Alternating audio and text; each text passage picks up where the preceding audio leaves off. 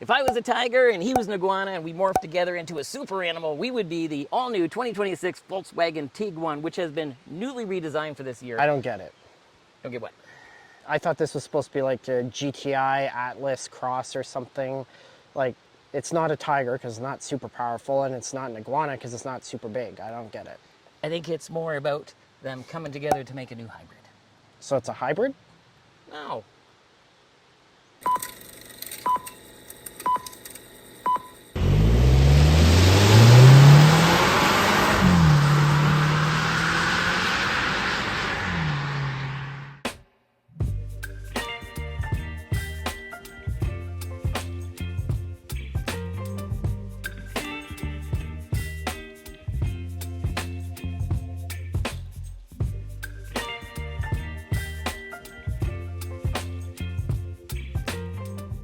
All right, it is time for our bare essentials test because you always want to make sure you can bring your most important things, like my upper, my downer, and my third appendage.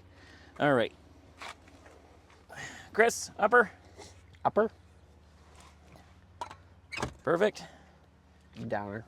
Downer? Perfect. Third appendage. There you are. And it is in this weird spot. Charged. Pass. Pass. All right, Chris, why don't you get in here and we'll see what else this thing's got. Ooh, my seat is memory, so it went back to welcome me. Budget Audi. All right, so what do you think? Budget Audi is a good way to summarize this car. Yes, it is really, really, really, really, really super nice in here. Now, you and me got lucky enough that we've tried brand spanking new Audis, and they've raised their game. But I think if the general public, aka myself, got into this thing, this is what I would expect an Audi to look like. I mean, Audi had to raise their game because Volkswagen raised theirs, so. Yes. But just look at like this brown leather, which this is apparently real leather. Because a lot of these vehicles, like even you get into a Lexus product and a lot of them have like fake vinyl leather stuff. Yeah. This is apparently real, I think Napa leather I read. And this is supposed to be real wood trim. I wouldn't doubt it. It looks real. Everything looks real, you know. And then you've got these interesting, at nighttime, those all light up. Yeah, I saw that as well. That's the really ambient cool. lighting with the R logo, and yeah, it's in the door trims as well. Yes. So here, you know, it's like my car. You can do how much of two different colors that you want. Can we increase the brightness is already, so it's just because it's daylight, you can't really see it, but. You know, that is a really fun feature, and it does. It goes there. They have presets for moods. You can pick your own adventure on here as well. And I'd have to say, like, it's really It even good. changed your tachometer pink. It does, yeah. But it's, you know, it is, I don't know what mood that would be, Barbie, I don't know. But it is definitely kind of a cool Well, thing. you went with pink and lime green, so that's simply financial. Oh, well, there you go. Sponsor us, please. But anyway, the nice thing is that's a 15-inch screen, so it's like, you know, I don't know if Tesla started it with the giant screens, but everybody's got them now, and it looks gorgeous. It really does. Like, the actual display itself is gorgeous. And Audi, Volkswagen has always done a really good job with their screens as far as how they look anyway. And one thing that I really like, hopefully this comes up on camera here with your digital cockpit, this is new. This is different than my car. Like, it's that flat screen, and it looks like they must do it on purpose because it looks cool, but I think it's because of the sun. It doesn't matter which angle it's coming in. It's always bright and sharp, which is neat. And this is what I like too. Look at this. So this is unlike most cars that you and me test. So hitting the view button. So here you got the classic Volkswagen gauges, tachometer and speedometer. And then you've got this here to where, let's take a sweet time. I love this one.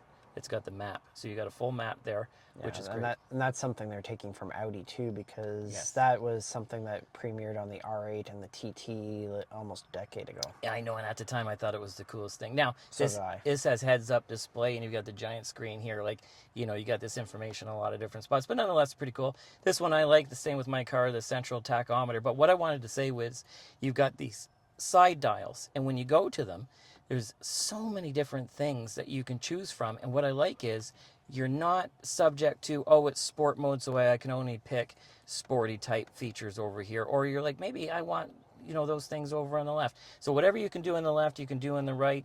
And what I like as well, it's not drive mode dependent. So even when you change your drive modes, some of these things may change. However, you can always make them go back if it's anything like my car. So for instance, see, will this switch? See, my car will put this into a different view. But even here, you can see, depending on whatever drive mode, I can still change it. Whereas when we were in that Acura, when you put it in sport mode, Yep. that's it. That is your display. Yep. And if you don't like it, tough beans. Yeah, because that's what Honda tends to do. It's tied to the drive mode. Some other companies, I think the Chrysler products we've been in recently too, do the same thing. Yes. It's tied to the drive mode. You can't, once you go into that drive mode, there's limited customization. I'm sure there's other companies besides the Volkswagen Group with Audi and Porsche and Lamborghini that do that, but I don't see it a lot. And it's a feature that I really like, the customization. Now, so what are we talking here? Because this is the Volkswagen lineup. Where is this in the lineup, my friend? This is the absolute top of the lineup. Yes. This is the Highline R-Line, Highline R-Line Turbo. Okay. I think that's the name of it. Does it actually have a turbo? It does have a turbo. Porsches call themselves turbos without turbos sometimes. That is true, but this is actually a turbo. Yes, of course. With our EA 888, which we'll talk about on our drive portion. Now, when I say in the lineup as well, where does the Tiguan, the Tiger Iguana, fit? Is it their entry-level vehicle? Is it their biggest one, or where is this one? Nope, this one's more in the middle. So this is your, I guess, compact crossover. So this is going to compete with things like the CR-V, the RAV4, those big guys. Because you've got in the Volkswagen lineup, you have the Taos on the bottom, and then the Tiguan fits in next, and then you go to the Atlas, I guess, is Right. the bigger one. So, and me, I really like this size, because I'm glad that's what you said the competition was, because I like your CR-Vs, your RAV4s, and now this, that it's still small enough that you feel like you can park it, get around in the city, but it's big enough that you actually have space for 4 or 5 adults or kids with some luggage and things like that. Yeah, and unlike the competition like the CR-V, the RAV4, and that Jeep Cherokee that we just did as well, those are all hybrids with CVTs. This one is just got a turbo gas engine with a traditional 8-speed, which we'll talk about more later as well, but that's a nice thing in this segment as well, I think. Absolutely. Let's see, the main thing is if we can get our Moose Baby in the back. Next, it is time for our Moose Baby seat test, because that is your most important piece of cargo, is your Moose Baby. We want to make sure that he can fit. So where is Baby Moose? Did you not read the message? What message? It says, did you forget anybody in the car? I left the window down. Moose, you don't have a license. All right. Thank you, Chris. Now, I would hope that the doors would open a little more than this, but let's see if we can get our Moose Baby seat in. Voila! You can take your Moose Baby with you. All right, Chris, you are our second most important piece of Canadian cargo, the Moose Baby parent. How do you feel? Yeah, that's right. I'm not as important as the baby. All right, this is how important our baby is. You sit over here for a minute. All right, you're in the way of these luxury features, Moose. All right, so show off. Look at the quilting. Yeah, we even have the color and the quilting in the back seat. That's pretty impressive. Incredible. You would not find that in some of the competition. No, that is that literally is Audi. They're the quilting masters. I thought my grandmother was. Yeah. Now, although you do get some harder, cheaper plastics back here than in the front seat, but now, can you hang your arm out the window, because that's important as a parent? I don't know. I don't have power. All right. How about, does it have heated seats back here? Yes, it does. Woo! You don't need them today, but that's pretty No, cool. it's like 30 degrees. I will roast back here. I also have my own climate control. With a little screen. Look at that. Now that is luxury. And USB-C ports as well. Nice. And some vents. And map pockets. Oh, yes, I do have a map pocket on both sides. There's some garbage in this one. Cup holders? That's not ours. That's another journalist. Yeah. Yep, there are some cup holders here. Is that technically 3? There's like a little Juice box. Juice box cup holder. Yeah, Yep. specifically of a Moose. It's a Canadian feature. Now, Nice little armrest too. Can we? No, I cannot recline my seat, I don't think. no, so that's not as luxurious as an Audi, but look at that. And you're almost, what, 5'11"? 5'10", yeah. Well, if you had your lifts, you'd be 5'11". Okay, I'll let you borrow my shoes. So, as you can see, there's a fair amount of headroom, even though you've got that big sunroof up there. So, nice. Well, lots of space. Plenty comfortable back here. Pass? Nice, pass.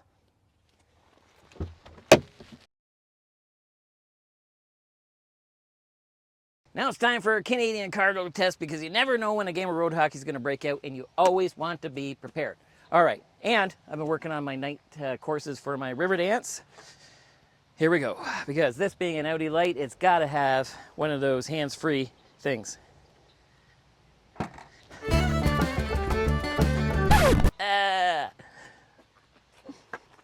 Didn't even need you to come over. That's You when actually you know got it's it luxury. you actually got it by yourself this time. Right? Now, I'm not tall enough to reach that, so on the way out, you're going to have to hit the button. All right. So, Chris, we haven't passed yet. Can we fit Dougie Gilmore into the back of our Tiguan, Tiger Iguana mix? With the back seats up, no. However, we've got a handy dandy lever here, just like a Toyota or a Honda. Woo! Look at that. That's a pass. You can come with us, Dougie! All right, what else does this thing got? Well, looks like we also have some cargo area lighting back here. Ooh. I do see a 12-volt plug over there. Yes, this is a Volkswagen thing. I'm sure other companies do it, but I notice on my cars that I've had over the years do it, and I think it's great. I've never used it once, but I like the idea of it. In addition to the fold-down thing for the rear seats, it looks like we also have grocery hooks there. Yes, and that's one thing that the ITS did not have, which I really do actually use a lot. Yeah. I think it's a handy feature, but like the ITS, to be fair, it had awesome tie-downs, and so does this. D-rings, and it looks like the D-rings here, they're not as fancy or chrome covered, but we do have D-rings in the front corner too. And I always like these little pockets that Volkswagen has where you can put stuff. Now, that's nice as well. what about spare tire? Do we have one? Drum roll. We can actually off-road. The subwoofer is mounted in it like your car, but it's there. Which begs the question, why don't I get a spare? Pass? Pass. Not for your car, but for this one.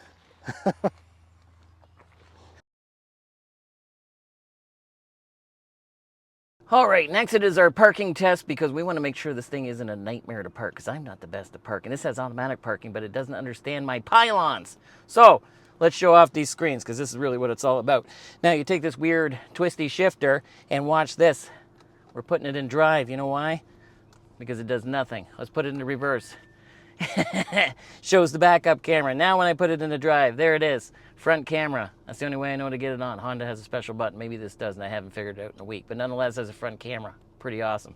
All right. Back camera. Different views. I like this one. Dynamic. Yes. And all we're doing at this point is procrastinating because, Moose, we're going to try to get real close. I'm sorry. Start the music. All right. Here we go. Okay. Oh, the 30 radius, I can hit a pylon. I just did that front camera. All right, here we go. Which didn't turn on this time. This is a strange creature. All right, here we go. Moose, we are coming. Let's listen for the beep or the cry. What happens first? Beeping, beeping. That's the baby. Yeah, safety first, Volkswagen. All right, Chris, it is time for our Traffic Light Grand Prix acceleration test where we race up to that fixed up like just as fast as we can to hammer on the brakes. Okay. Do you have a sport mode in this lifted GTI? Yes, we do. All right. Ooh. Sport mode, we're going to do left foot, right foot. Here we go. Woo, woo, weird noise. Ooh, the GTI engine working good. All right. Sounds like a GTI. All right, how about GTI brakes? Hold on. Oh, I felt something in my back. Those are GTI brakes. Oh. Pass. I'm sorry, Moose. Off to soccer.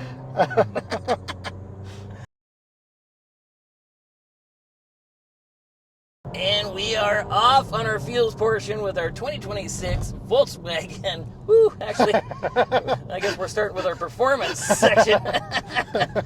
Actually, let's just do that. Let's start with the performance. We kind of go backwards, which is one thing that I have to say after living with this for the week, and you're just getting to experience it now for the first time, is we often joke around, especially with Volkswagen products, that they're smaller SUVs or GTIs on stilts because that's kind of their approach.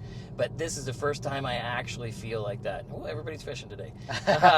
But this is a busy place. It really is. This legitimately, to me, feels like it. There's not a lot of body roll. I've heard some reviewers say that the front end's a little soft on it, and it's got great stiff suspension in the back. But to me, there's not a lot of body movement. So here, let's check out this corner. Yeah.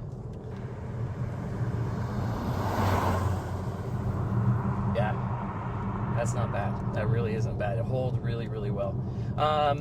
Now, I think I might have been right when I said it's a GTI on stilts. Yeah, it really is, because you do feel, because I owned a GTI. If you're familiar with the show, I just traded it for a Taos last year, sorry.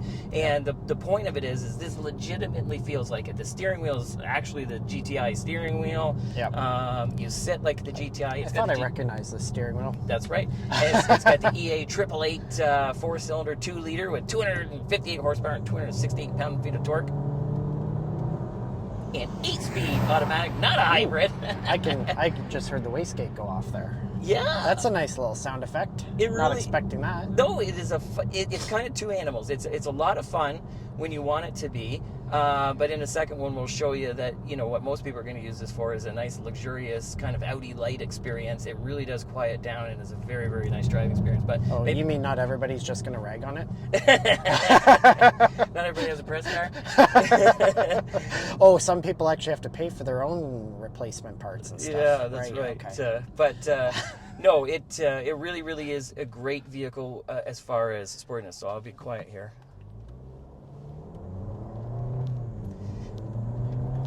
There is quite a lot of interesting sounds that this is making. I think this might be one of the most expressive versions of the EA 888 I've ever heard. No, and I really like this 8-speed. It really, really works well in this land of hybrids, and you and me are warming up to hybrids all the time. But unfortunately, the ECVTs and stuff like that, they make weird noises. The power delivery is a little strange. Yes, you are going to get probably 5 miles to the gallon, maybe a little bit more, but around there, better on fuel economy than this. But this is still going to get you 34, 35 miles to the gallon on the highway without a weird CVT transmission. Really smooth, delivers the power well.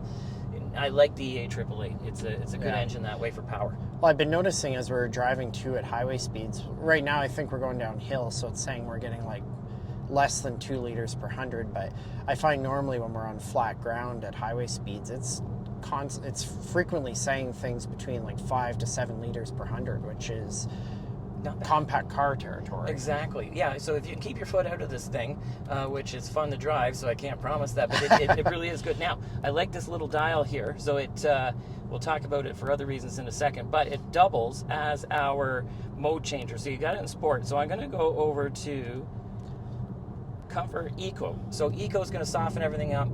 You're going to take all the juice away. Yeah, but I was trying to hypermile it because, as you know, I do a lot of driving in the week, and I was really, really impressed with how smooth and quiet. Because now this is, let's just pretend this is a normal, everyday vehicle. Listen how quiet it is. That's impressive. It's serene. It really is. The funny thing is, there's not even wind noise. When we got our GTI, it was a 2015, and I remember my wife and we thought to ourselves, wow, this feels like an Audi. Like, it just looked like what we thought an Audi would be, how nice everything is, the shapes, the materials, the way the doors shut, you name it. And then this feels like that again. Like, to me, getting in here, now you and me have been lucky enough to test some new Audis, and you can tell that they are on a whole other level. But if you've never driven the new generation of Audis and you got into this thing, you would think it's an Audi. Well, and even when you say that the Audis are on a whole other level, some of the things that put that Audi on that next level are more gimmicky. Like, this has heated and ventilated seats with massaging in the front. There's 3-position memory on both of the front seats. Right now. Relaxation mode. Actually, it's not relaxing. Let me tell you a story about when I was getting this vehicle and I got stuck in a 3-hour traffic jam, or sorry, a 3-hour ride and a half an hour stuck at a dead stop on the 401. And I started to use it. I was like, oh, this has massaging seats. This is incredible. And I think there's like, I don't even know how many. Look at the list here. And I think 10 it was different options. maybe it was the circle one here. And all of a sudden, I felt like I was at Leon's or Tepperman's where they got those big armchairs. And I almost fell asleep. And then all of a sudden, the traffic broke loose. I put my lane keep. Normally, I complain about that stuff, the nannies and whatnot. But the lane keep actually came in handy. And the reason was this thing is massaging me like a gorilla. And it felt like it was pushing my shoulder. And I wasn't used to it. I'm doing 100 kilometers an hour on the highway. And I naturally went like this because it pushed me on the right shoulder. But thankfully, the lane keep and synergy kept the car straight and allowed me to enjoy my massage. And that is one thing I would like to say in this segment where we're talking about more everyday features is I do have a 2024 Golf myself, and this is the newer generation of a lot of the safety technology, and I have zero complaints with mine, and I didn't think you could get any better of the lane keep and all that stuff than my 2024 Volkswagen. And this is amazing because the lane keep, you can actually keep one hand on the steering wheel like most people would. You can drink a coffee and it doesn't yell at you.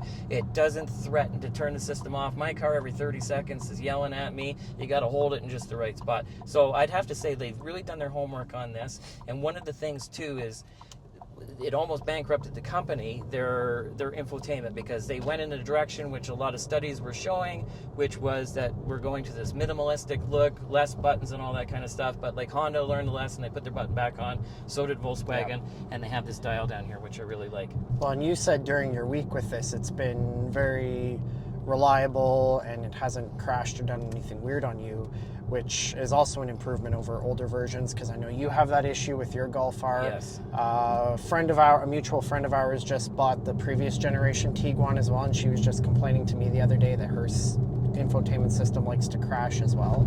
So that seems to have been a historic Volkswagen thing, but it looks like perhaps that issue's been fixed here. Yeah, 100%. One of the other things, and we'll move on to our final thoughts in a sec, but one thing I did want to mention to give credit where credit's due is no, I did not have any issues. But one of the improvements on this screen, besides it just being bigger, not that I complained about my smaller screen, is the fact that all the native controls for their own infotainment are on the bezels here. So even if you are in Apple CarPlay, which our phones aren't hooked up right now, you would have Apple CarPlay here, but I could still get to my vehicle stats or the radio or anything else that I would need to without having to totally get out of that Apple CarPlay menu, which I think is a huge, huge improvement. And like I said, they have not put the dial for your volume on here, which funny enough, I still use the thing that I complain about all the time because I'm not used to using this dial. But I have to say it is pretty good looking and it does work well. It's both your volume and your drive modes if you just push the pedal. It switches and transitions between them. Yeah, and I think that's quite a nice addition to the car. Another premium vehicle, very Mazda-like. Or BMW. Yeah, that's what I was actually thinking was Mazda, but you're right, BMW as well. So, but yeah, we'll lead to our final thoughts. All right, we're back and it is final thoughts time, and as we always say, we give you as many facts up front as we can. We test them out on the road to see how they feel, so you can make your final thoughts. But my final thoughts are, it really is a GTI on stilts. I've said that for a while now, but this is for real. Like it is got the GTI engine. It's peppy. I don't feel a lot of body roll. But I think the biggest thing I took away, especially at the price point for in the low 50,000s, which is scary enough, it's below the average price of a vehicle here in Canada by about $10,000. It seems like an Audi light. Like I think you get a lot of features here for sure. Yeah, I think Audi, possibly even more so than GTI on stilts, an Audi Light is possibly the best way to describe this thing. I can hardly think of a feature in this vehicle doesn't, well, or rather, I guess, I can hardly think of a feature that we had in that Audi we did last year that this vehicle doesn't have. Nothing comes to mind, to be honest. I'm really shocked it has massaging seats at this price point. Yeah, that absolutely shocked me. I wasn't surprised by the heated and ventilated seats because the GLI we did last year had those too, and your car has them. But the fact that we got the massaging seats in this, like, that's something that you really only get in those top tier luxury brands at this point, and now Volkswagen's bringing it to the mainstream. I'd have to say it really is the best of all worlds if you are looking for a half decent sized crossover SUV, because of the fact that you're probably only going to get maybe 5, 6, 7 miles to the gallon less with this 8-speed automatic than a similar hybrid that it would compete against, like a RAV4, let's say. But it's a much nicer driving experience than a hybrid ECVT, in my opinion. I'm not cutting the grass unless you hit the subscribe button. It's been many weeks. And for all of you others who have subscribed, we are greatly thankful, unlike you, Mother. We'll put pressure on the rest of you. But we do genuinely thank you, and please check out more videos, because that does help so we can get more cool cars like this one. And go on over to Meta, because Chris here writes a lot of in-depth articles on every vehicle that we review, and I personally think that we make some pretty funny reels as well. I would say so too. But we should ask Mother. That's right. All right, I'm coming.